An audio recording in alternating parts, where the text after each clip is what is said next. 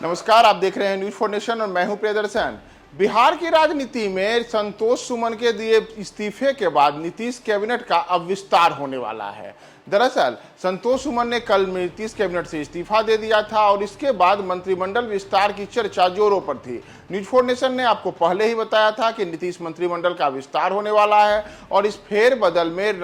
रत्नेश सदा को मंत्री बनाए जाने की चर्चा है। तो अब जो नई खबर सामने आ रही है उसके अनुसार 16 जून को मंत्रिमंडल का विस्तार होगा और इसमें सुबह 10:30 बजे राजभवन के दरबार हॉल में नए मंत्रियों को शपथ दिलाई जाएगी। फिलहाल जो सूत्रों के अनुसार खबर है उसके अनुसार 16 जून को 10:30 बजे जब राजभवन में नए मंत्री की शपथ दिलाई जाएगी तो उसमें फिलहाल एक नाम की चर्चा है और वह एक नाम विधायक रत्नेश सदा का है, जो सहरसा के सोनबरसा से आते हैं, जदयू के विधायक हैं और वे जाति से मुसहर हैं, यानी कि उसी जाति से जिस जाति से जीतन राम मांझी आते हैं और जिनके बेटे संतोष सुमन ने कल ही इस्तीफा देकर के बिहार की राजनीति में भूचाल मचा दिया था। तो इसके बाद जब संतोष सुमन ने अपना इस्तीफा दिया था तब सबसे पहले न्यूज फॉर नेशन ने आपको यह खबर बताई थी कि रत्नेश सदा को बिहार में नए मंत्री के रूप में शपथ दिलाने के लिए नीतीश कुमार ने तैयारी कर ली है। और अब एक तरीके से कहा जाए तो हमारी खबर पर फिर से पुष्टि हुई है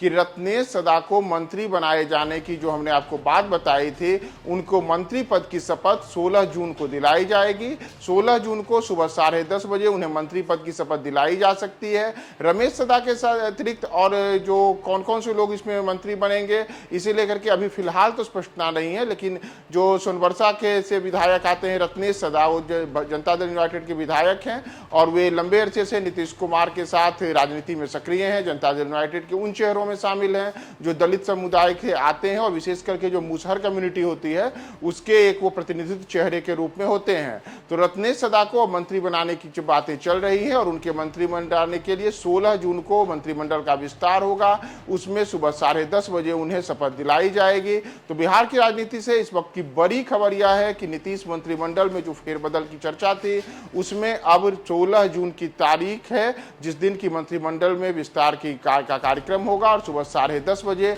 रत्नेश सदा को मंत्री पद की शपथ दिलाई जा सकती है।